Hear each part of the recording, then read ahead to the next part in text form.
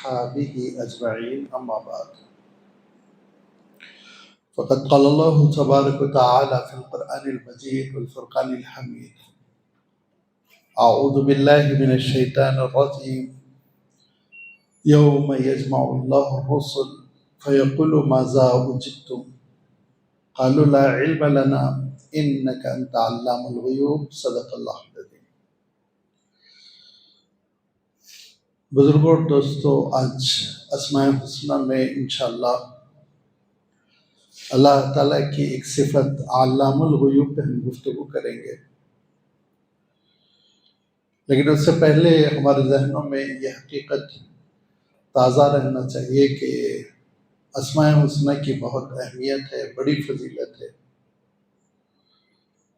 اور اسی فضیلت کو دیکھتے ہوئے اللہ تعالیٰ نے ارشاد فرمایا وَلِلَّهِ الْأَسْمَاءُ الْحُسْنَى فَادْعُوهُ بِهَا وَذَرُوا الَّذِينَ يُلْحِدُونَ فِي أَسْمَائِهِ سَيُجْزَوْنَ مَا كَانُوا يَعْمَلُونَ کہ دیکھو اللہ تعالیٰ کے پیارے پیارے نام ہیں، اور ان ناموں سے اللہ کو یاد کیا کرو، اور جو ان ناموں کے سلسلے میں بے احتیاطی کرتا ہے ان کو چھوڑ دو کہ خود ان کو اپنے اعمال کی سزا ملے گی۔ دوسری جگہ اللہ تعالیٰ نے ارشاد فرمایا کہ دیکھو اللہ تعالیٰ کے پیارے پیارے اسماء ہیں، اور وَلِلَّهِ الْأَسْمَاءُ الْحُسْنَى وَلَهُ الْأَسْمَاءُ الْحُسْنَى بھی کہا گیا کہ یہ اچھے اچھے نام اسی کے ہیں، اور بیشتر اللہ تعالیٰ نے ان ناموں کا تذکرہ قرآن مجید میں فرمایا۔ اللہ کے رسول صلی اللہ علیہ وسلم فرماتے تھے کہ یہ 99 نام ہے، 99 جو ان ناموں کو پا لیتا ہے۔ اللہ کے رسول صلی اللہ علیہ وسلم فرماتے ہیں من احصاها، جو ان کا احاطہ کر لیتا ہے، ان کو اچھی طرح سمجھ لیتا ہے، ان کی حقیقت کو دل میں پا لیتا ہے، فقط دخل الجنت، اور جنت میں داخل ہو کر رہے گا۔ لہذا یہ اسماء الحسنہ ان کو سمجھنا ان کی فضیلت کی وجہ سے ہمارے لیے ضروری ہے، اور ان کو سمجھنا اس لیے بھی ضروری ہے کہ اسماء الحسنہ کو نہ سمجھنے کی وجہ سے لوگ شرک میں مبتلا ہوتے ہیں، الحاد میں مبتلا ہوتے ہیں، زندیقیت میں مبتلا ہوتے ہیں، گمراہی داخل ہو جاتی ہے، کیونکہ اللہ تعالیٰ کی وہ نام ہے جس سے اللہ تعالیٰ کی ذات کا ایک پورا تعارف ہمارے سامنے آ جاتا ہے کہ اس کے پاس جمال ہے، رحمان ہے، کریم ہے، رحیم ہے، اس کے پاس کمال ہے، وہ مالک ہے اور پورا کنٹرولر ہے، قدرت مطلق رکھنے والا ہے، وہ بیماروں کو شفا دینے والا ہے، وہ بے اولاد کو اولاد دینے والا ہے، وغیرہ وغیرہ۔ اور اس کے ساتھ ساتھ اس کی جو جلال کی صفتیں ہیں کہ وہ پکڑتا ہے تو بہت سخت پکڑ کرتا ہے، اس کی سزا بہت سخت ہوتی ہے، اس کے عذاب سے ڈرنا چاہیے۔ یہ جو کمبینیشن ہے، بلکہ ایک صحیح طور پر اللہ تعالیٰ کی پوری صفات کا جو احاطہ ہے، اس کی وجہ سے جو عقید توحید بنتا ہے، وہ عقید توحید ان کا نہیں بن سکتا جو اسماء الحسنہ سے واقف نہیں ہے۔ لہذا بہت اہمیت دی گئی، اور اس کی اہمیت عیاں ہوتی ہے، نمایاں ہوتی ہے، نظر آتی ہے قرآن مجید کی آیتوں سے۔ کتنی آیتیں ہیں، سینکڑوں، آپ گن لیجئے، یہ آپ کا ہوم ورک ہے کہ سینکڑوں آیتیں ہیں جو ختم ہوتی ہیں اسماء الحسنہ پہ۔ العزیز الحکیم کہیں دیکھیں گے، غفور الرحیم کہیں دیکھیں گے، اور کہیں عالم الخبیر آپ دیکھیں گے۔ اور سورۃ الحشر کا ایک رکوع پورا کا پورا اللہ تعالیٰ نے اپنے اسماء الحسنہ کے تذکرے میں نازل فرمایا، پورا رکوع، جہاں اللہ تعالیٰ ارشاد فرماتا ہے وَاللَّهُ الَّذِي لَا إِلَٰهَ إِلَّا هُوَ عَالِمُ الْغَيْبِ وَالشَّهَادَةِ وَهُوَ الرَّحْمَٰنُ الرَّحِيمُ هُوَ اللَّهُ الَّذِي لَا إِلَٰهَ إِلَّا هُوَ الملك القدوس السلام المؤمن المهيمن العزيز الجبار المتكبر سبحان الله عما يشركون هو الله لا اله الا هو الخالق البارئ المصور له الاسماء الحسنى۔ ہم اندازہ کر سکتے ہیں کہ قرآن مجید میں جو اس ٹاپک کو، اس موضوع کو اہمیت دی گئی، وہ غیر معمولی ہے، لیکن اتفاقاً یہ بر صغیر میں جو سب کانٹیننٹ ہے یہاں پر بہت زیادہ ان ناموں کو اہمیت نہیں ہے۔ بعض اوقات لوگ غلطی سے سمجھتے ہیں کہ تصوف کی کوئی چیز ہے، یہ ایمان کا، یہ عقیدے کا مسئلہ ہے یہ، اور اسی وجہ سے آپ دیکھیں گے کہ لوگوں میں پھر گمراہی پیدا ہوتی ہے۔ اللہ تعالیٰ کا تعارف نہ ہونے کی وجہ سے اللہ تعالیٰ کی وہ محبت نہیں پیدا ہو رہی ہے جو ایک بندے کو اپنے دل میں رکھنی چاہیے۔ لہذا اسماء الحسنی کو سمجھنے کی کوشش کرنا کار ثواب ہے، انتہائی ضروری ہے، اس کی اہمیت ہے، اس کو نظر انداز نہیں کرنا چاہیے۔ یہی اسماء الحسنی ہیں، اتنی کثرت سے آئے ہیں قرآن مجید میں کہ اگر ان اسماء الحسنی کو نہ سمجھے تو قرآن پاک سمجھنا مشکل ہے۔ یہی وہ اسماء الحسنی ہیں جن کے لیے اللہ تعالیٰ نے حکم دیا ان کے ذریعے دعا کرو، دعا کرتے ہوئے تم کو یہ ان اسماء الحسنی کی دعائی دینی چاہیے، تذکرہ کرنا چاہیے تاکہ دعا میں قبولیت پیدا ہو۔ اب اسماء الحسنی معلوم ہی نہیں ہے تو دعا میں ان کا کیا ذکر انسان کرے گا؟ لہذا اسماء الحسنی کو سمجھنے کی یہ نشستیں بہت ساری ہو چکی ہیں، غالباً 80 کے قریب ہونے جا رہی ہیں، اور اس میں اللہ تعالیٰ کے ہم نے بے شمار صفات پر تذکرہ کیا، اور ابھی جو چند دنوں سے، چند مہینوں سے بلکہ کہنا چاہیے، چند مہینوں سے جو اسماء آ رہے ہیں، جو اللہ کے نام آ رہے ہیں، وہ دراصل دو لفظوں سے مل کر آ رہے ہیں۔ ذوالجلال آیا ہے، ذوالانتقام آیا ہے، اور اسی طرح سے پچھلی گفتگو میں شدید المحال پر ہم نے گفتگو کی تھی کہ کتنی زبردست پکڑ اور قدرت والا وہ ہے۔ اب اس کے بعد ایک اور اللہ تعالیٰ کی صفت ہے جس کا ابھی میں نے اشارہ کیا، علام الغیوبی۔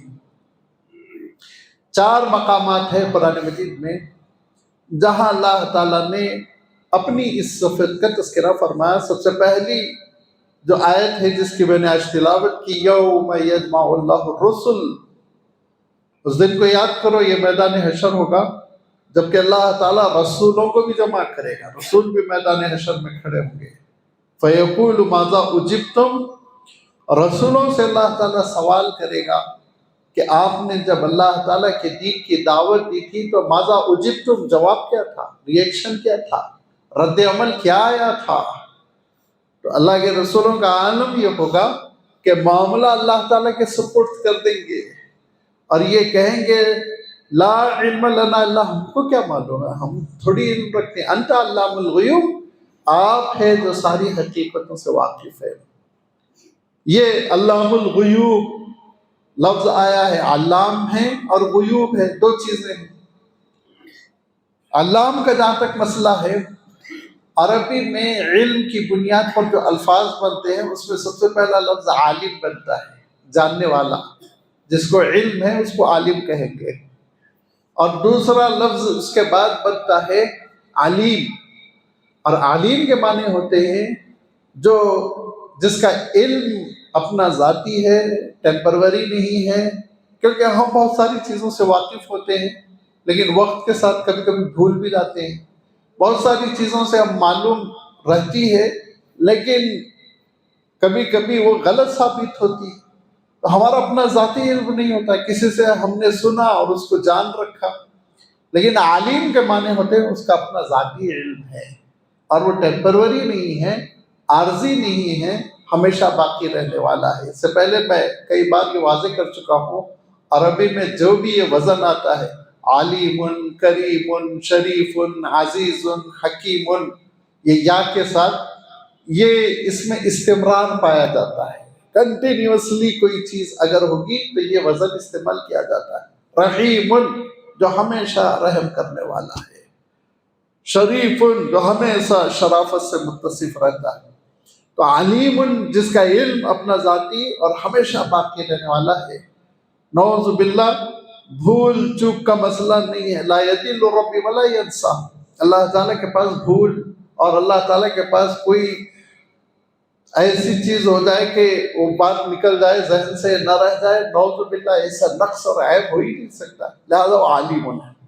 تو عالم بھی ہے، علیم بھی ہے، عالم بھی ہے، ربک عالم، اللہ تعالیٰ ارشاد فرمایا، لفظ یہ بھی اللہ تعالیٰ نے ارشاد فرمایا۔ اور عالم کے معنی ہوتے ہیں خوب جاننے والا، اور کسی کے مقابلے میں کہیں گے تو وہ زیادہ جاننے والا، ان سے زیادہ جاننے والا، یہ بھی اللہ تعالیٰ کے لیے آیا ہے۔ اور پھر علام بھی آیا ہے، اور علام کے معنی ہوتے ہیں بکثرت علم رکھنے والا، بہت علم، گہرا علم، سمندر کی طرح جس کا علم ہو۔ اور اس کی مثال حضرت خضر نے بہت اچھے انداز میں دی۔ علام، اس کا علم کتنا ہے، اس کی مثال دیتے ہوئے حضرت خضر نے، جب حضرت خضر اور حضرت موسیٰ علیہ السلام کا سفر ہو رہا تھا اور سمندر میں اور پانی کا جہاز چل رہا تھا، تو اس موقع پر ایک چھوٹی سی چڑیا آئی، بہت چھوٹی سی چڑیا، جیسے آپ لو برڈ کہتے ہیں، چھوٹی چھوٹی ہوتی، وہ پرندہ اس کشتی کے کنارے بیٹھا اور سمندر میں اس نے چونچ کو ڈبو کر پانی پی لی۔ وہ پانی پی لیا، اور پانی پی لینے کے بعد اڑ گیا، وہ غائب ہو گیا۔ تو حضرت خضر حضرت موسیٰ سے کہتے ہیں کہ اے موسیٰ، اس پرندے نے سمندر کے پانی میں کتنی کمی کر دی؟ تو کہا حضرت اس کی چونچ خود جو ہے وہ انجیکشن کی سوئی کی طرح ہوتی ہے، چھوٹی سی، اس میں تو ایک قطرہ بھی پانی نہیں آتا ہے، ایک قطرے کا بھی ایک حصہ اس نے پیا ہے۔ تو یہ چھوٹی سی چڑیا کی یہ باریک سی مہین سی چونچ پہ پانی میں کیا کمی کرے گی؟ سمندر ٹھاٹے مار رہا ہے۔ جن لوگوں نے سمندر کا سفر کیا ہوگا انہیں اندازہ ہوگا کہ حد نہیں کا پانی رہتا ہے، دائیں دیکھیں، بائیں دیکھیں، پیچھے دیکھیں، سامنے دیکھیں، لگتا ہے بس پانی اور سمندر مل رہے ہیں، اتنا پانی۔ آپ اندازہ کیجئے، اور آپ جانتے ہیں نا 1/3 تو سمندر ہے۔ لہذا حضرت خضر نے کہا کتنا پانی کم کر لیا ہوگا؟ حضرت موسیٰ نے کہا پرندہ خود یہ انگلی بھر، اس کی چونچ سوئی کے برابر، اس نے پانی میں سے کیا لیا؟ کچھ نہیں لیا۔ تو اب حضرت خضر جو حضرت موسیٰ کو جواب دیتے ہیں، اس سے آپ اللہ تعالیٰ کے علم کا اندازہ لگائیے۔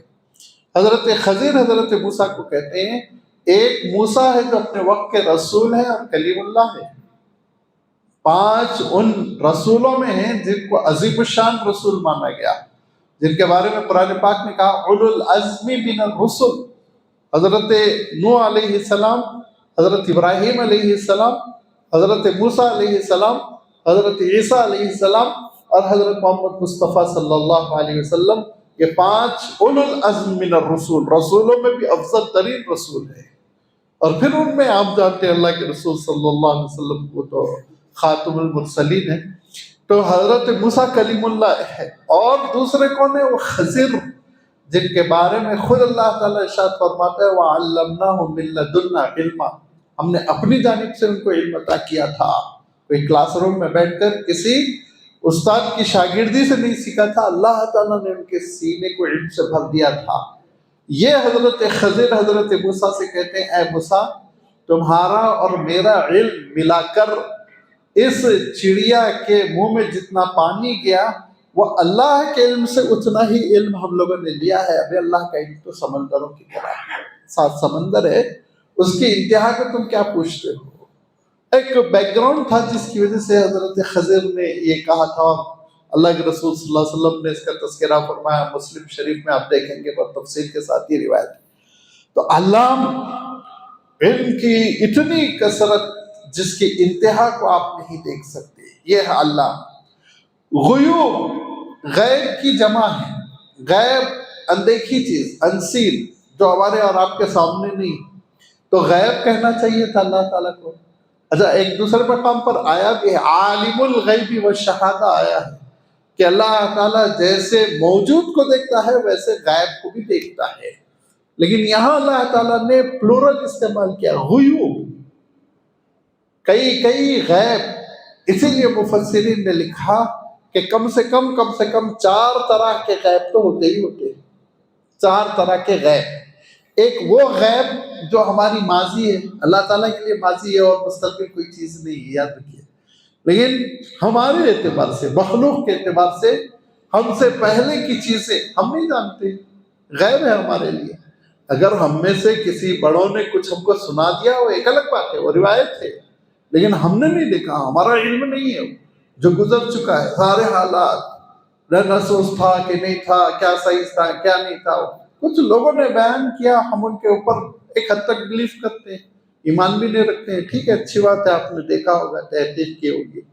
تو ایک پچھلا غیب ہوتا ہے جس میں سے کتنی باتیں ہیں ہم کو نہیں معلوم، کیا کیا ہوا دنیا میں، ہم سے پہلے اس دنیا میں کون تھے، جتنی چیزیں ہیں یاد رکھیے، یہ دنیا کی پیدائش کے سلسلے میں جو سائنس پیش کرتی ہے بشمول بگ بینگ، یہ فیکٹ سائنس نہیں مانتی، سائنس اس کو فیکٹ نہیں مانتی، سائنس خود اس کو یہ کہتی ہے کہ یہ نظریات ہے، ان میں تبدیلی ہو سکتی ہے، غیب کی چیزیں ہیں، لہذا پچھلی چیزیں، آنے والی چیزیں، کل کیا ہوگا غیب ہے میرے لیے، میرے ساتھ کل کیا ہوگا میں نہیں جانتا ہوں، دوسروں کے تو آپ چھوڑ ہی دیتے، پھر دنیا کے ساتھ کیا ہوگا، کائنات کے ساتھ کل کیا ہونے والا، پرسوں کیا ہونے والا، ایک سال بعد کیا ہونے والا، ایک صدی کے بعد کیا ہونے والا، 100 سال بعد کیا ہونے، ہم کچھ نہیں جانتے، کچھ نہیں جانتے، اور یہ ہمارے لیے ایسا غیب ہے جس کے سلسلے میں ہم نظریہ بھی نہیں قائم کر سکتے،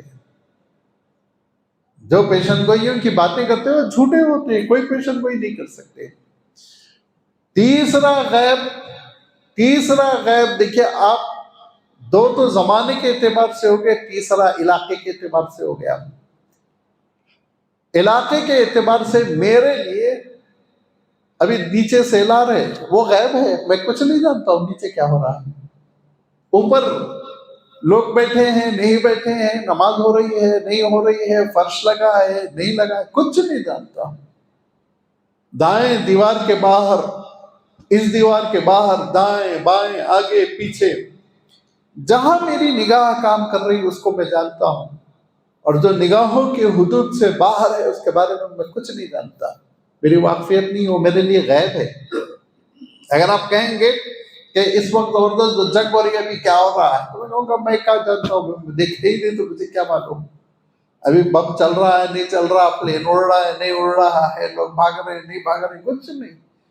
تو معلوم یہ ہوا علاقے کے اعتبار سے تیسرا غیب ہے جو ہمارے نگاہوں سے اوجھل ہے، ہمارے سامنے نہیں ہے۔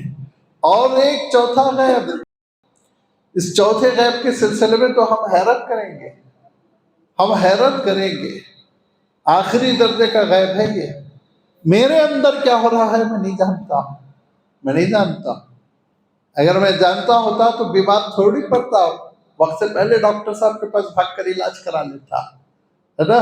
کتنے لوگ ہوتے ہیں جو اللہ تعالیٰ سب کو صحت عنایت فرمائے، کئی امراض کے ساتھ ماشاءاللہ خوش ہے، کھیل کود کر رہے ہیں، اچانک پتہ چلتا ارے آپ یہ تو بہت انیشیل اسٹیج میں ہے، یہ فائنل اسٹیج میں ہے، یہ تھرڈ اسٹیج میں ہے، آپ کو کم سے کم یہ عارضہ سال پہلے سے تھا، 1.5 سال پہلے سے تھا، پتہ ہی نہیں۔ میرے اندر میرا دل 1 منٹ میں کتنی بار دھڑک رہا ہے، 60 بار، 80 بار، 100 بار، مجھے نہیں معلوم، خود خوش بیٹھا ہوا ہوں، ڈاکٹر صاحب نبض دیکھ کے گھبرا گئے، تمہارا دل تیزی سے دھڑک رہا ہے، اسی جی لو دیکھو میری کڈنی کام کر رہی کہ نہیں کر رہی، پتہ ہی نہیں چلتا ہے۔ ایک عرصے کے بعد جب علامتیں ظاہر ہو رہی ہے، پیر پہ سوجن ہے، آنکھوں پہ سوجن ہے، سر گھوم رہا ہے، تب ڈاکٹر کے پاس گئے، ارے صاحب بہت دیر کر دی آپ نے، آپ کی کڈنی تو 1.5-2 سال سے کام نہیں کر رہی ہے۔ ایک پیشنٹ کو کہنے لگے ڈاکٹر صاحب کڈنی کا کیا عالم ہے، میں خود سامنے تھا، انہوں نے کہا کڈنی ہے کہاں ان کی کڈنی کہاں ہے، ان کا تو عالم یہ ہے ان کی کڈنی سکڑ کے انگور کے برابر ہوگی، اور وہ اچھے ہیں پیشنٹ، کھا پی رہے ہیں، نارمل ہے، چل پھر رہے ہیں، پھر بعد میں وفات ہو گئی۔ لیکن ہم اپنے اندر کیا ہو رہا ہے اس کو ہم نہیں جانتے ہیں، یہ ہمارے لیے غیب ہے حقیقت میں۔ آلات کچھ بتا دیتے ہیں، کچھ بتاتے ہیں، آلات سب کچھ تھوڑی بتاتے ہیں، پورا تھوڑی، ارے آلات کی رپورٹ غلط ہو جاتی ہے، کئی مرتبہ زبردست مہنگی فیس دے کر ہم رپورٹ لیتے ہیں، معلوم ہے رپورٹ غلط ہے، دوسری جگہ سے رپورٹ لی تو رپورٹ غلط، آلات بھی بتانے میں غلطی کرتے ہیں۔ اتنا غیب ہے میرے اندر غیب ہے، میرے بیرون میں غیب ہے، میرے آگے پیچھے دونوں طرف غیب ہے، یعنی پچھلے زمانے کا غیب ہے، آنے والے زمانے کا غیب ہے۔ یہ کم سے کم مفسرین نے فرمایا 4 قسم کی غیب ہے، اسی لیے اللہ نے غیوب کا لفظ ارشاد فرمایا، غیب کا لفظ نہیں ارشاد۔ علام الغیوب. اس کے لیے نہ کوئی پاسٹ ہے، اس کے لیے نہ کوئی فیوچر ہے، اس کے لیے نہ کوئی بیرون ہے، نہ اس کے لیے کوئی اندرون ہے. اور یہ اللہ تعالیٰ کب ارشاد فرما رہا ہے؟ یوم یجمع اللہ الرسل، اس وقت کو یاد کر لو جب تم رسولوں کو ہم جمع کریں گے. رسول کھڑے ہوں گے میدان حشر میں. لہذا جن لوگوں کو اپنے خاندانوں پر، نسبتوں پر، اور میں تو قادری ہوں، چشتی ہوں، صابری ہوں، اور اس دن میرا مرحلہ آسان ہو جائے گا، ان کے لیے یہ آیت چونکا دینے والی ہے. سمجھ لو، رسول، ولی تو رسول کے پیروں کے نیچے ہوتا ہے. رسول کھڑے ہوں گے اللہ تعالیٰ کے دربار میں، اور اللہ تعالیٰ پوچھے گا کیا ہوا تھا. تو یہ نہیں کہیں گے اللہ ابو جہل نے بدماشی کی تھی، اللہ فرعون نے بدماشی. نہیں، بندگی اللہ تعالیٰ کے دربار میں. حالانکہ احتجاج تو کر سکتے ہیں نا، فرعون نے مجھے بہت ستایا تھا، حضرت موسیٰ اور حضرت عیسیٰ یہ یہودیوں نے بہت ستایا تھا، سولی پہ چڑھانے لے گئے تھے تو میرے گلے میں انہوں نے توق ڈالی تھی اور میرے پیروں کے نیچے کانٹے بچھائے تھے، اللہ ان کو ذلیل کر دیجئے. نہیں، سارے رسول کہیں گے لا علم لنا، اللہ ہم بندے ہیں، ہم نہیں جانتے. اور دوسرے مقام پر ایک دوسرے معاملے میں اللہ تعالیٰ نے ارشاد فرمایا لا علم لنا الا ما علمتنا، اللہ اتنا ہی جانتے جتنا آپ نے بتلایا ہم کو. جتنا آپ نے ہم کو بتلایا ہے اتنا ہی ہم جانتے، اس سے زیادہ نہیں جانتے. کیوں کہیں گے؟ میں نے عرض کیا نا کہ اپنے اپنے زمانے کے مخالفین کا تذکرہ کر سکتے ہیں. اللہ کے رسول صلی اللہ علیہ وسلم کے زمانے میں عتبہ تھا، شیبہ تھا، ابو جہل تھا، ابو لہب تھا، تو کفر پہ مرے، پورے ظلم و زیادتی کرتے ہوئے مرے. تو ان کا تو نام لے کے بتایا جا سکتا ہے، تو حضور کے سامنے تھے، لیکن حضور بھی فرمائیں گے نہیں، آپ جانتا ہے. کیوں؟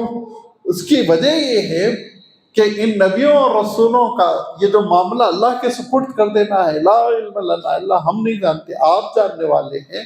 وہ اس لیے کہ یہ انبیاء اور یہ رسول فیصلہ کریں گے کہ بظاہر تو مخالفت تھی، اندر کیا تھا پتہ نہیں، اور بظاہر تو ایمان تھا، اندر کیا تھا ہم کو پتہ نہیں، اللہ آپ جانتا ہے. اور ہمارے بعد کیا ہوا وہ ہم نہیں جانتے. ہمارے بعد اللہ کے رسول صلی اللہ علیہ وسلم کے بعد کٹر مخالفین، بعد میں انہوں نے اسلام قبول کیا، بعد میں اسلام قبول کر لیا آپ صلی اللہ علیہ وسلم کی وفات کے بعد.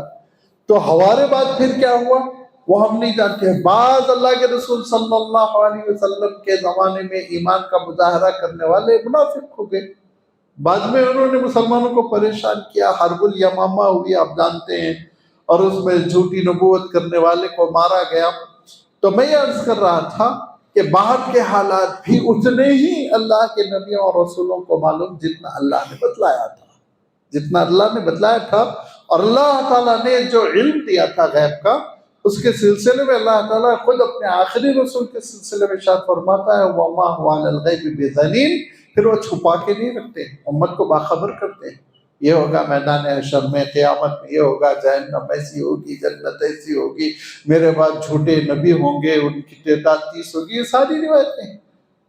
اور آپ دیکھیں گے قیامت کی علامتیں تو اللہ کے رسول صلی اللہ علیہ وسلم نے کثرت کے ساتھ بیان کیا. یہ وہ غیب کا علم ہے جو اللہ تعالیٰ نے عطا کیا، لیکن اصلاً غیب کا علم ذاتی وہ اللہ تعالیٰ کا ہے. باقی ساری مخلوق کو اللہ تعالیٰ نے جو غیب کا علم دیا وہ عطائی ہے، عطا کردہ ہے، اور اسی میں اللہ کے رسول ہے. اور اللہ کے رسول یہ کہیں کہ لا علم لنا، یہاں پر سورۃ المائدہ کی آیت اتنا ہی کہتی ہے، سورۃ البقرہ میں لا علم لنا الا ما علمتنا، اللہ آپ جو بتلائے بس وہ جانتے ہیں. اس کے بعد آگے اللہ تعالیٰ ارشاد فرماتا ہے جب رسولوں کو جمع کیا جائے گا اور ان سے یہ پوچھا جائے گا تو اس کے بعد وہ یہ کہیں گے اللہ ہم نہیں جانتے. تو اس کی بڑی تفصیل ہے، قرآن پاک کے دوسرے مقامات پر ہے کہ اللہ تعالیٰ پھر گواہیاں لے گا اور پھر کیا ری ایکشن ہوا تھا، اور مخالفین کے چہرے سیاہ کر دیے جائیں گے اور ان کو ایک الگ زمرے میں کھڑا کر دیا جائے گا. وہ سب حالات ہوں گے. اس کے بعد اللہ تعالیٰ نے آگے چل کے ان رسولوں میں سے ایک رسول کا خاص طور پر تذکرہ کیا، حضرت عیسیٰ علیہ الصلوۃ والتسلیم کا. آپ آئیے، آپ کے ساتھ کیا ہوا؟ اللہ تعالیٰ ارشاد فرمائے گا اے عیسیٰ آپ وہی ہیں نا جن کو ہم نے اپنی قدرت کی نشانی بنا دی تھی، بغیر باپ کے دنیا میں وجود بخشا تھا. ہاں اللہ میں ہوں. اے عیسیٰ آپ وہی ہیں نا جن کو ہم نے ایسے معجزات دیے تھے کہ اگر آپ کسی مرے ہوئے شخص کو سہلا دیتے تو جان آ جاتی، کیونکہ حضرت عیسیٰ علیہ السلام کا یہ معجزہ تھا، اللہ تعالیٰ نے عطا کیا تھا کہ حضرت عیسیٰ علیہ السلام ایک مرے ہوئے نوجوان کو سہلایا تھا اور اللہ سے دعا کی کہ اللہ تعالیٰ نے دوبارہ جان بھیج دی تھی۔ اللہ تعالیٰ پوچھے گا عیسیٰ آپ وہی ہیں نا کہ مٹی کا آپ نے پرندہ بنایا تھا، لوگوں نے آپ کو چیلنج کیا تھا آپ کر سکتے ہو تو کر کے دکھائیے، آپ نے مٹی کا ایک پرندہ بنایا اور اللہ نے آپ کو حکم دیا کہ آپ اس پر دم کیجئے، آپ نے اس پر دم کیا تو وہ پرندہ پھڑپھڑایا اور اڑنے لگا اور اڑ کے ان کفار کی نگاہوں سے غائب ہو گیا۔ آپ کو ہم نے یہ معجزہ دیا تھا کہ نہیں دیا تھا؟ حضرت عیسیٰ کہیں گے مولا آپ نے یہ معجزہ دیا تھا مجھے۔ اللہ تعالیٰ ارشاد فرمائے گا اے عیسیٰ آپ وہی ہیں نا جن کو ہم نے یہ معجزہ دیا تھا کہ جس کو سفید بیماری ہو جاتی برس کی، اس کو آپ سہلاتے تو وہ نارمل بن جاتا، کیونکہ حضرت عیسیٰ علیہ السلام کو یہ معجزہ اس وقت ملا تھا جس وقت یونان کا جو میڈیسن تھا وہ بہت ترقی کر چکا تھا، یونانی طب، اور ان کے پاس بڑے بڑے امراض کے علاج تھے۔ تو لوگ جو ہے یونانی میڈیسن کو بہت بڑی چیز سمجھتے تھے، سائنس کا ایک بہت بڑا دھماکہ۔ ہم ہی نہیں سمجھتے، بعض چیزوں کو ہمیشہ ہوتا آیا ہے، جب بھی کوئی نئی چیز سامنے آئی تو لوگ اس کے دیوانے ہو گئے۔ حضرت عیسیٰ علیہ السلام سے لوگوں نے کہا کہ دیکھو یہ یونانی اطباء ہیں، طبیب، فزیشینز، یہ لوگ یہ علاج کر لیتے ہیں، یہ علاج کر لیتے ہیں، آپ اس سے آگے بڑھ کے کچھ کر سکتے ہیں؟ جیسے ان طبیبوں کے پاس دو مرضوں کا تذکرہ کیا، ایک تو جو سفید ہو جاتا ہے برس کی وجہ سے، اس کا کوئی علاج نہیں، وہاں فیل ہو جاتے ہیں۔ تو اللہ تعالیٰ نے کہا اے عیسیٰ ہم آپ کو معجزہ دیں گے، جہاں طب ختم ہوتی ہے وہاں آپ کا معجزہ شروع ہوگا، آپ اس کو سہلائیے۔ حضرت عیسیٰ علیہ السلام نے سہلایا اور بالکل نارمل چیز ہوگی، اس کی اسکن بالکل ٹھیک ٹھاک۔ دوسرا مرض کا جو بچہ پیدائشی نابینا ہوتا ہے اس کو میڈیکل سائنس آنکھ نہیں دے سکتی، بینائی نہیں دے سکتی۔ ایسا تم کہہ رہے ہو نا تم رسول ہو، تم دے سکتے ہو؟ حضرت عیسیٰ نے دعا کی، اللہ تعالیٰ نے کہا ہاں پیدائشی نابینا کو آپ سہلا دیجئے، انشاءاللہ اس کی بینائی آ جائے گی۔ ویسے ہی ہوا۔ حضرت عیسیٰ علیہ السلام نے اللہ تعالیٰ کے حکم سے سورۃ المائدہ میں جب آپ ان معجزات کی لسٹ دیکھیں گے تو ہر جگہ بیزنی بیزنی بیزنی، اللہ کے حکم سے، اللہ کے حکم سے، اللہ کے حکم سے۔ لہذا حضرت عیسیٰ علیہ السلام نے سہلایا، اس کی بینائی آ گئی۔ اس کے بعد اللہ تعالیٰ ارشاد فرمائے گا اے عیسیٰ آپ وہی ہیں نا جو لوگ آپ کو سولی پہ چڑھانا چاہ رہے تھے، آپ کے دشمن ہوئے جا رہے تھے، آپ کے پیروں تلے کانٹے بچھا رہے تھے اور کیا کیا آپ کے ساتھ بدتمیزی کر رہے تھے، میں نے آپ کو ان کے درمیان سے اٹھا لیا اور ان ظالموں کے ظلم سے آپ کو نجات دی۔ حضرت عیسیٰ کہیں گے مولا آپ ہی کی مدد سے سب کچھ ہوا۔ تو اللہ تعالیٰ ارشاد فرمائے گا پھر اتنی میں نے نعمتیں دے رکھی، انت قلت للناس اتخذونی وامی الہین من دون اللہ، تو تم اور تمہاری والدہ یہ خدا بننے کا تعارف کرایا تھا کیا؟ اللہ کی خدائی میں 3 خداؤں میں 2 خدا ہے، تم نے انٹروڈیوس کرایا تھا ایسا؟ تو حضرت عیسیٰ علیہ السلام تھرا جائیں گے، کپا جائیں گے، اور حضرت عیسیٰ علیہ السلام اس وقت کہیں گے کہ تعلم ما فی نفسی ولا اعلم ما فی نفسک انت علام الغیوب۔ مولا میں کیا سوچتا ہوں، میں کیا کہتا تھا، میں کیا دعوت دیتا تھا، میرے دل میں کیا خیالات آتے تھے، آپ اس سے واقف ہے اللہ، لیکن آپ کے رازوں سے میں واقف نہیں ہوں۔ حضرت عیسیٰ علیہ السلام کلیئرلی کہیں گے آپ کے جو راز ہیں ولا اعلم ما فی نفسک، ان سے میں واقف نہیں، ناواقف۔ کیوں؟ آپ انت علام الغیوب، آپ غیب کی چاروں قسموں کے عالم ہیں، آپ کا علم بکثرت ہے، آپ جانتے ہیں کہ ان لوگوں نے کیا کیا، کیا کہا۔ میرے سامنے تو ان لوگوں نے اسلام قبول کیا تھا، بڑے نیک لوگ تھے، سیدھے سادے تھے، لیبر تھے، غریب تھے، اکثر اس میں دھوبی تھے، کیونکہ اللہ تعالیٰ نے جو ارشاد فرمایا حواریین، اس کی تشریح کی گئی کہ وہ تبریہ جھیل پر کپڑے دھونے والے مزدور قسم کے لوگ تھے جنہوں نے اسلام قبول کیا تھا اور حضرت عیسیٰ کے سپورٹ پہ کھڑے ہو گئے تھے۔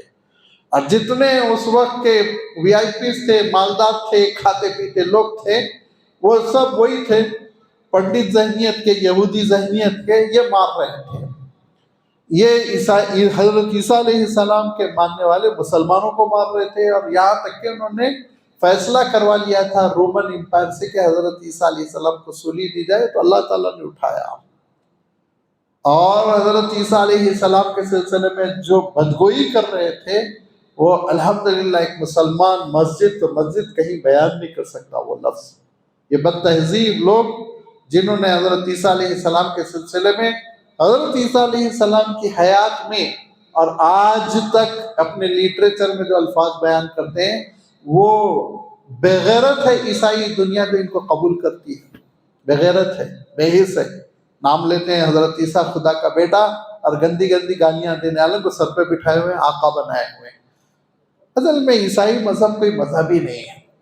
جو کرسچن کہلاتے ہیں، آپ انڈیا کے کنورٹڈ لوگوں کو مت دیکھیے، ان میں تھوڑا سا مذہبیت آ جاتی ہے، ورنہ اگر آپ یورپ، امریکہ، آسٹریلیا جائیں گے تو جو کرسچن ہوتے ہیں اس کے معنی صحیح ٹرانسلیشن لا دین، دین کو کوئی ماننا تھوڑی، ایک نام لکھ لو، ایک رکھ لو، زندگی بھر چرچ نہیں جاتے، گئے بھی تو زندگی کے آخری مرحلے میں چلے گئے،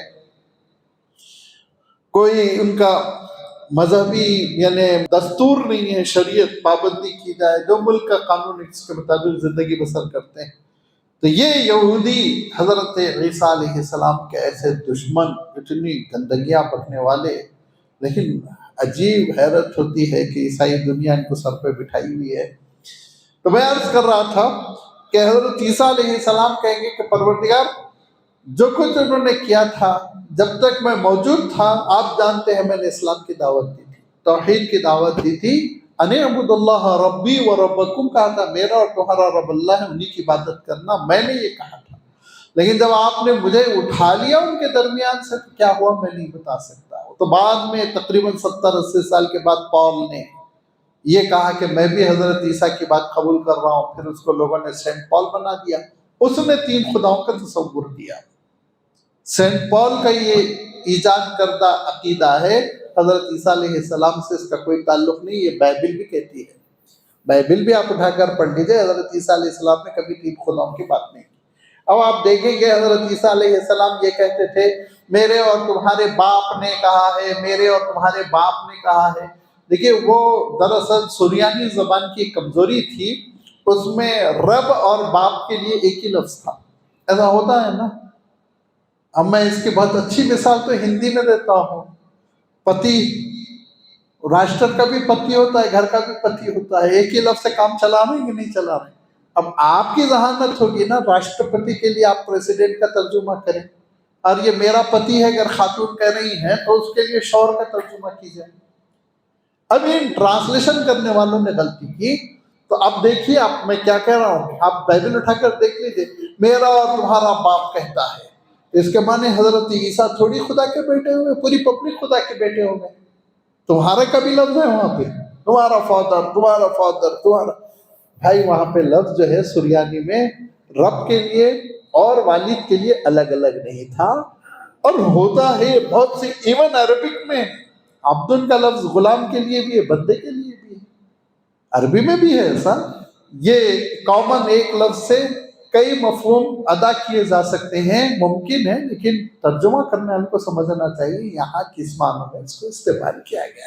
یہ بہت بڑی غلطی ہوئی، اور انہوں نے اوریجنل کو محفوظ نہیں رکھا، سریانی زبان کی جو اوریجنل بائبل انجیل تھی وہ ضائع ہو گئی، اب ہمارے پاس ٹرانسلیشن ہے، ہم کچھ کہہ نہیں سکتے۔ تو میں عرض کرتا ہوں کہ حضرت عیسیٰ علیہ السلام نے کہا تھا کہ ایک ہی خدا کی عبادت کرو، اللہ نے زندگی بھر یہی دعوت دیا، اور میرے ماننے والے بھی اسی پہ تھے، اور اسی کی وجہ سے ان نہتوں اور کمزوروں پر ظلم کے پہاڑ توڑے گئے تھے۔ لیکن بعد میں چل کے انہوں نے جو مذہب کو چینج کر دیا، دین کو چینج کر دیا، اس کا مجھے کوئی پتہ نہیں، علام الغیوب آپ ہیں، آپ جانتے ہیں میرے بعد کیا ہوا، میرے سے پہلے کیا ہوا، میرے سامنے کیا ہوا، دلوں میں کیا تھا، وہ آپ جانتے ہیں اللہ تعالیٰ۔ دوسرا مقام یہ ہے جہاں اللہ تعالیٰ نے علام الغیوب کا لفظ ارشاد فرمایا، اور تیسرا مقام جہاں پہ اللہ تعالیٰ نے علام الغیوب کا حوالہ دیا، اس کا تعلق ہم ہی لوگوں سے ہے۔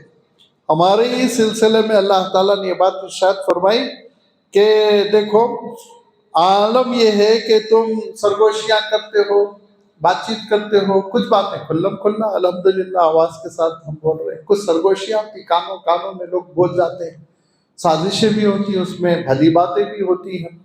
تو ارشاد فرمایا، دیکھو یاد رکھو، علم یعلمو ان اللہ یعلم سرهم ونجواهم وان اللہ علام الغیوب۔ یاد رکھو اللہ تعالیٰ تمہارے سر، یعنی عربی میں سر کہتے ہیں سیکرٹ کو، چھپی ہوئی چیز، تمہاری پوشیدہ باتوں سے بھی واقف ہے، وہ نجواہم، اور تمہاری سرگوشیوں سے بھی واقف ہے۔ کہ سرگوشی یعنی کان میں بات کہہ جانا، اشاروں میں بات کر لینا۔ کیوں؟ ارشاد فرمایا، دیکھو اللہ تعالیٰ کا معاملہ یہ ہے کہ وہ علام الغیوب ہے، وہ مخفی چیزوں، پوشیدہ ہڈن چیزوں سے بھی ویسے ہی واقف ہے جیسے کھلی ہو رہی ہوں، واضح طور پر ہو رہی ہوں، اس کا علم احاطہ کیا ہوا ہے، اس کے علم سے کوئی چیز بچتی نہیں ہے۔ لہذا اس بات کی رعایت رکھو، یہ نہ سمجھو میں نے کانوں کان بات کر لی، کسی کو خبر نہیں ہوگی، اللہ تعالیٰ کے پاس لکھ لیا جا رہا ہے۔ اور دوسرے مقام پر قرآن پاک نے، دیکھیے قرآن مجید کی ایک بہت حسین ترتیب ہے، معجزہ ہے، کہ قرآن پاک میں ایک مقام پر اگر بریفلی کوئی چیز ہے اختصار کے ساتھ، دوسری جگہ اگر تدبر کے ساتھ آپ قرآن پاک تلاوت کریں گے تو اس کی تشریح آپ کو ملے گی، ضرور ملے گی۔ اور اس بیس پہ ایک تفسیر ہندوستان میں لکھی گئی ہے۔ علامہ ثناء اللہ امرتسری رحمۃ اللہ علیہ تھے، جو ہندوستان کے ان ابتدائی سلفی علماء میں سے ہوئے جس وقت لوگ سلفی ریال سے نہیں ہوتے تھے، علم سے ہوا کرتے تھے۔ انہوں نے کتاب لکھی ہے تفسیر، عربی میں تفسیر القرآن بکلام المنان۔ اس میں انہوں نے قرآن پاک کی ایک آیت کی تشریح دوسری آیتوں سے کرتے ہیں، لا کر دوسری آیتیں وہاں پر ذکر کرتے ہیں تاکہ پتہ چلے کہ یہاں پہ اختصار ہے تو دوسری جگہ تفصیل ہے، تدبر کی ضرورت ہوتی ہے۔ نجوا کیا ہے؟ سرگوشی کے سلسلے میں اللہ تعالیٰ ارشاد فرماتا، دیکھو اللہ تعالیٰ تمہاری سرگوشیوں سے ایسے واقف ہے، تم میں سے دو اگر کانوں میں بات کر رہے ہو دھیرے دھیرے چھپ کے سرگوشی، تیسرا اللہ ہے فرمایا، سن رہا ہے، یہ نہ سمجھو وہ نہیں سنی جا رہی، یہ بات کسی کو پتہ نہیں چلے گی، یہ اللہ تعالیٰ سنتا ہے، اور سننے کے بعد سے اس کو ریکارڈ کروا کر رکھتا ہے۔ اور فرمایا تم میں سے اگر 3 آدمی سرگوشی کر رہے ہو، مل کر چھپ کر کوئی سازش پلان تیار کر رہے ہو، خاموشی سے رات کے اندھیرے میں کسی کونے گوشے میں بیٹھ کے، چوتھا اللہ تعالیٰ ہے، ارشاد فرمایا ریکارڈ کر رہا ہے۔ لہذا یہ نہ سمجھو کہ تمہاری جو پوشیدہ باتیں ہوتی ہیں وہ جیسے لوگوں سے چھپی ہوئی ہیں، اللہ تعالیٰ سے بھی چھپی ہوئی رہیں گی۔ اور اسی لیے اللہ تعالیٰ نے حضور اکرم صلی اللہ علیہ وسلم کو بعض موقعوں پر مخالفین کی بھی اور خود حضور کے چاہنے والوں کی سرگوشیوں کو پہنچا دیا۔ حضور ان کے آنے سے پہلے حضور نے بتا دیا، یہ دل میں یہ سوچ رہا تھا۔ وہ مشہور واقعہ ہے نا کہ ایک صاحب ضعیف ہو گئے، ان کے نوجوان فرزند تھے، کما کے لاتے تھے، اور کچھ پیسے ضرورت بھر، اس زمانے میں جو چاندی کے سکے ہوتے تھے وہ آپ یوں سمجھ لیجئے چلر کے برابر ہوتے تھے، اور جو سونے کے سکے ہوتے تھے وہ قیمتی، یوں سمجھ لیجئے 500 کی نوٹ، 1000 کی نوٹ، 1000 کی تو ختم ہو گئی، اس ٹائپ کے سمجھے جاتے تھے، دینار اور درہم دونوں چلتے تھے۔ تو کچھ وہ ضرورت بھر پیسے لے لیتے روٹی وغیرہ خریدنے کے لیے، تو اس پہ ان کے فرزند بہت ناراض ہوتے تھے، اور ان کی ناراضگی اتنی بڑھ گئی کہ حضور اکرم صلی اللہ علیہ وسلم کی خدمت میں آگے کہا، ابا ہمارے چور ہیں، میرے پیسے چراتے ہیں۔ حضور نے کہا بھیج دو ان کو، میں سمجھا دوں گا، ان کو میں سمجھا دوں گا، بھیج دو، ابھی کیس پورا نہیں آیا سامنے۔ بیٹے نے کہا ابا آپ کو اللہ کے رسول صلی اللہ علیہ وسلم بلا رہے ہیں، آپ جائیے۔ اب یہ چل پڑے، انہوں نے کہا بیٹے کیوں بلا رہے ہیں مجھے؟ تو کہا وہ آپ پیسے نکال لیتے ہیں جیب سے، میں نے تذکرہ کر دیا، آپ کو کچھ سمجھانے کے لیے بلا رہے ہیں۔ تو حضور بلا رہے ہیں تو نہیں جائے، یہ تو ہو نہیں سکتا نا، اب ہم لوگ ہوتے تو انجان ہو جاتے، موجودہ دور کے کوئی بلانے والا ہوتا، ہم لوگ بھی اللہ کے رسول صلی اللہ علیہ وسلم کی دعوت ہو تو سر کے بد جائیں گے، لازمی بات ہے۔ وہ چل پڑے، لیکن غمزدہ، ٹوٹے ہوئے دل کے ساتھ کہ میری شکایت میرے بیٹے نے کی بھی تو کس نے کی، اللہ کے رسول کو کر دی۔ لہٰذا وہ ادیب آدمی تھے، انہوں نے کچھ اشعار سوچنے شروع کر دیے. تو ہم لوگوں میں سے شاید اگر کوئی شاعر ہو تو اس کو یہ ایکسپیرینس ہوگا کہ اس کو شاعر کہتے ہیں طبیعت موضوع پائی، سوٹیبل ہو گئی تو اشعار بنتے چلے آتے، پوری غزل تیار ہو جاتی. اور اگر موڈ نہیں ہے تو آپ کتنے بھی پیسے دے دیجیے، شاعر صاحب کچھ نہیں بول سکتے، موڈ بنتا ہے وہ ایک. لہذا ان کا موڈ بن گیا، انہوں نے کچھ اشعار کہے، اور ان اشعار میں انہوں نے کہا کہ بیٹے تو نے شکایت کی دربار نبوت میں جا کر، یہ نہیں سوچا کہ تیرا عالم یہ تھا، رات میں درد کی وجہ سے تو کیا مچلتا تھا، میں پوری رات نہیں سوتا تھا اور ٹہلتا رہتا تھا، درد تجھے ہوتا تھا، تکلیف مجھے ہوتی تھی، اور تجھے کیا معلوم ہے کہ تیرے جوان کرنے کے لیے میں نے اپنی کمر ٹیڑھی کر لی اور میں نے بڑھاپے کا استقبال کر لیا، اور آج میرے بالوں میں سفیدی آ گئی، کمزور ہو گیا ہوں، کمانے کے قابل نہیں رہ گیا، چند پیسے کیا لیے تم نے اللہ کے رسول سے شکایت کر دی. یہ اشعار پڑھتے ہوئے دلی دل میں لکھا بھی نہیں، کسی کو نہیں سنا، حضور کی خدمت میں پہنچے، اور اللہ تعالیٰ علام الغیوب نے ان اشعار کو لے کر حضور اکرم صلی اللہ علیہ وسلم کو سنا دیا. جب وہ پہنچے تو کہا اللہ کے رسول جو فیصلہ فرمائے، کہا فیصلہ بعد میں، وہ اشعار پڑھو جو اشعار تم نے لکھے ہیں، جو تیار کیے، لکھے بھی نہیں، وہ اشعار سناؤ جو تم نے تیار کیے، دل میں تم پڑھتے ہوئے آ رہے ہیں. کہا کہ اللہ کے رسول ایمان تو پہلے سے تھا اور مضبوط ہو گیا کہ علام الغیوب سے آپ کا رشتہ بہت ہی قوی ہے. وہ اشعار سنائے تو اللہ کے رسول صلی اللہ علیہ وسلم کے اتنے آنسو نکلے کہ داڑھی تک کے آنسو پہنچے، داڑھی تر ہو گئی. امام بیہقی نے اس پوری روایت کو حضور کے معجزات میں ذکر کیا ہے. دلائل النبوہ امام بیہقی کی بہت اعلیٰ درجے کی کتاب ہے محدثین کے نزدیک. ہم لوگ کیا سمجھتے ہیں بخاری مسلم یہ 6 کتاب، بہت لٹریچر بہت ہے، یاد رکھیے بہت اونچا مقام ہے. امام بیہقی رحمۃ اللہ علیہ کی اس کتاب کا دلائل النبوہ، اس میں پوری تفصیل لکھی کہ حضور رو پڑے، اور اس کے بعد لڑکے کو بلایا، اور بلانے کے بعد اس کا گریباں پکڑ کے والد کے ہاتھ میں دے کے کہا یہ اور اس کی پوری آمدنی تمہاری ہے، جیسے چاہے خرچ کرو، تمہارا حق ہے پورا. لہذا یہ علام الغیوب کا معاملہ، یہ دل میں ہماری جو خیالات آتے ہیں، ہمارے دل کے اندر جو ہم محسوس کرتے ہیں، سوچتے ہیں، وہ بھی اللہ تعالیٰ کے لیے کھلے ہوئے ہیں، ریٹرن سامنے موجود ہے، سب پہ اللہ تعالیٰ کا کنٹرول. فرمایا علم تعلم ان اللہ یعلم سرکم و نجواکم، یاد رکھو، اس یقین کے ساتھ جیو کہ تمہارے راز کو، تمہاری پوشیدہ حقیقتوں کو اور تمہاری پوشیدہ باتوں کو، دبی زبان میں خاموشی سے جو باتیں کر رہے ہو وہ سب سے اللہ تعالیٰ واقف ہے. کیوں؟ وہ سارے غیبوں کا جاننے والا ہے، اور اس سے کوئی چیز مخفی نہیں رہتی. میں نے عرض کیا نا، عقید توحید کی تعمیر ہوتی ہے، عقید توحید بنتا ہے کس سے؟ یہ اسماء الحسنی کو سمجھنے سے. لہذا پھر اللہ تعالیٰ نے چوتھی مرتبہ جو اس علام الغیوب کے لفظ کو ارشاد فرمایا وہ یہ کہ یہ کفار بڑی جدوجہد کر رہے ہیں، کوششیں کر رہے ہیں، ہتھیار جمع کر رہے ہیں، فوجیں بنا رہے ہیں. فرمایا ان کو معلوم ہونا چاہیے کہ ان ربی یقذف بالحق، اللہ تعالیٰ حق کو دے مارتا ہے.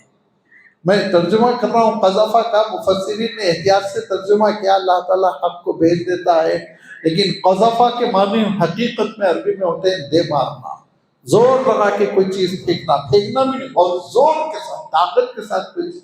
اسی لیے آپ ابھی موجودہ اس میں دیکھیں گے، موجودہ عربی میں جو حضرات جا چکے ہیں عرب ممالک، کہ یہ جو پلین وغیرہ بم پھینکتے ہیں اس کے لیے قذفہ ہی کا لفظ آتا ہے، قاف ذال فا، قذف. فرمایا یقذف بالحق، حق کو دے مارتا ہے، ان کے بھیجے پاش اڑاتے ہیں.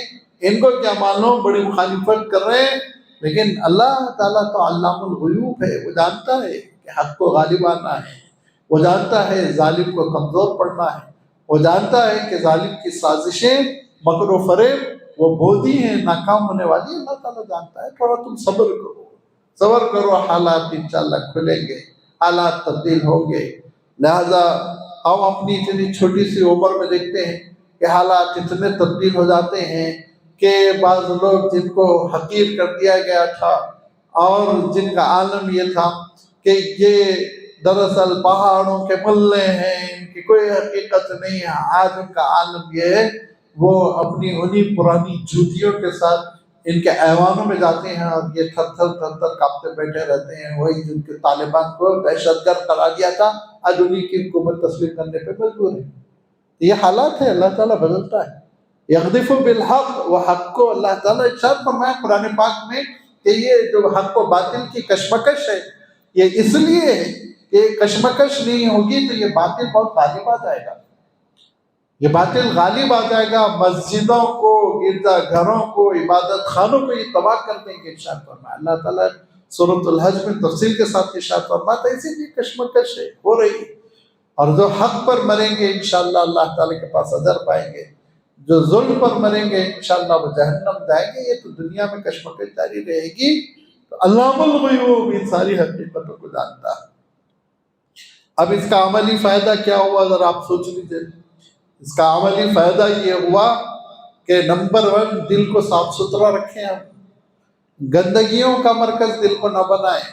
اپنے سوچنے کا جو مرکز ہے اس میں غلط وسوسے، غلط چیزیں سوچتے رہنا اور غلط خیالات کو پروان چڑھانا۔ دیکھیے وسوسے آتے ہیں ہر انسان کے پاس، اور خود صحابہ نے حضور سے یہ شکایت کی کہ وسوسے آتے ہیں، لیکن ان وسوسوں کو پروان نہیں چڑھانا، ترقی نہیں دینا، نکال کے پھینک دینا۔ درود شریف پڑھ لیجیے، تعوذ پڑھ لیجیے، اعوذ باللہ من الشیطان الرجیم، اور اچھے کاموں میں ذہن کو لگا دیجیے کہ یاد رکھیے جو چیزیں غلط سلط میں سوچ رہا ہوں اللہ کے علم میں ہے، کیا منہ دکھائیں گے اللہ تعالیٰ کو؟ لہٰذا یہ جو حاضری کا تصور ہے اس تصور کے ساتھ ہم اپنے دلوں کو صاف ستھرا رکھیں، اور اس کے ساتھ ساتھ مکاریاں خاموشی کے ساتھ کرنا، اور یہ سمجھنا سازشیں کر کر کہ میری سازش پر پردہ پڑا رہ جائے گا، اور سرگوشیاں کر کر کانوں کان خبر پہنچا کر، اور وہ کانوں کان خبر وہ نکل کر اتنی عام ہو جاتی ہے کہ عالم یہ ہوتا ہے وہ اخبار میں چھپنے کے قابل ایک حقیقت بن جاتی ہے۔ یہ ساری افواہوں کو پھیلانا، جھوٹی باتوں کو پھیلانا، کسی کی کردار کشی کرنا یعنی اس کے کردار کو غلط انداز میں پیش کرنا، اور جس کو حضور نے فرمایا جھوٹی روایت سنی سنا لی، بس روایت کرنے لگے، بیان کرنے لگے، ساری چیزوں کے سلسلے میں ہم محتاط ہو جائیں گے۔ علام الغیوب ریکارڈ کر رہا، ریکارڈ میں آ رہی ہیں ساری باتیں، لہذا غیبت کا دفتر ختم ہو جائے گا، چغل خوری کا دفتر بند ہو جائے گا، لگائی بجائی کا شعبہ ختم ہو جائے گا۔ یہ ساری وہ واحیات قسم کی چیزیں جن کا اللہ تعالیٰ نے سورہ حجرات میں بہت تفصیل کے ساتھ تذکرہ فرمایا، جو دیکھتے دیکھتے گناہ کبیرہ بن جاتی ہیں، ان سے انشاءاللہ انسان بالکل بری ہو جائے گا۔ عملی فائدہ یہ ہوگا ہم خاموشی سے ذکر کرتے رہیں گے، ہم اپنا کام کرتے ہوئے ذکر کر رہے ہیں، ہم گاڑی چلاتے ہوئے درود شریف پڑھ رہے ہیں، ہم معلوم یہ ہوا کہ اپنی ڈیوٹی کرتے ہوئے خواتین پکوان کرتے ہوئے استغفار کر رہی ہیں، یہ علام الغیوب جانتا ہے، وہ لکھ رہا ہے، اجر ملے گا۔ اسی لیے حضور فرماتے ہیں کہ ایک بندے کا اعمال جب تولا جائے گا تو ذرا نیکیوں کا پڑھنا ہلکا پڑ رہا ہوگا، گناہوں کا پڑھنا بھاری پڑ رہا ہوگا، گناہ ذرا زیادہ ہوں گے، یہاں تک کہ اللہ تعالیٰ حکم دے گا کہ ایک کارڈ ہے، یہ کارڈ بھی ڈال دو نیکیوں میں، اور وہ کارڈ نیکیوں کا کیا ڈالا جائے گا کہ نیکیوں کا پڑھنا تیزی کے ساتھ غالب آ جائے گا، بہت تیزی کے ساتھ نیکیوں کا پڑھنا غالب آ جائے گا، گناہ ہلکے پڑ جائیں گے اور اللہ تعالیٰ مغفرت فرمائے گا۔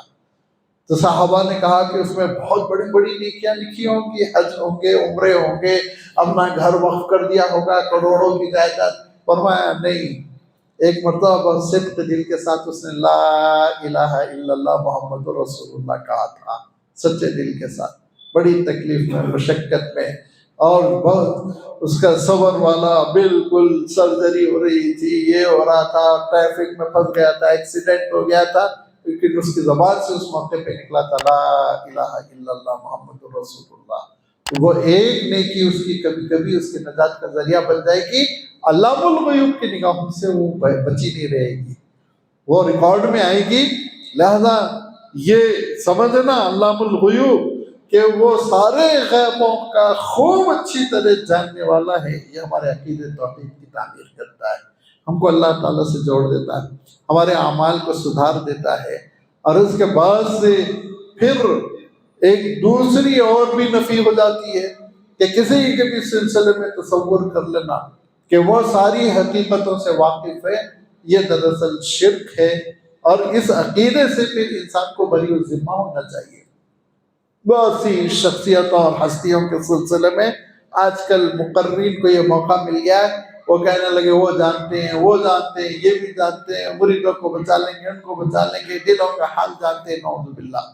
یہ صرف اور صرف اللہ کی صفت ہے، غیر اللہ اس میں کوئی شریک نہیں ہو سکتا. لہذا ہم سمجھ لیں کہ چاہے جتنا بڑا اللہ کا نیک بندہ ہو، ولی ہو، کتب ہو، وہ غیب سے واقف نہیں ہے اتنا ہی الا ما علمتنا، جتنا اللہ تعالیٰ نے علم دیا اللہ تعالیٰ نے اپنے رسولوں کو سب سے زیادہ دیا اللہ تعالیٰ نے. اور اس کے بعد ہو سکتا صالحین میں بھی درجہ بدرجہ دیا ہوگا. میں اور آپ فیصلہ نہیں کر سکتے. کچھ چیزیں ہوتی ہیں جو اہل اللہ بتاتے ہیں جو غیب کی ہوتی ہے، لیکن وہ وہی ہے جس کا اللہ تعالیٰ نے ان کو علم دیا ہے، ان کا اپنا ذاتی کچھ نہیں. لہذا ایک منفی چیز بھی ہے کہ ہم کسی غیر اللہ کو علم غیب میں اللہ کے ساتھ شامل نہ کریں. یہ اس کی ذاتی صفت ہے، یہ اس کی دائمی صفت ہے، یہ اس کی اپنی صفت ہے. یہ عطائی نہیں ہے، نعوذ باللہ. یہ کسبی نہیں ہے، کمانے والی چیز نہیں ہے. یہ حقیقی اوریجنل اللہ تعالیٰ کی صفت ہے. باقی اللہ تعالیٰ جس کو جتنا چاہے علم دے دے.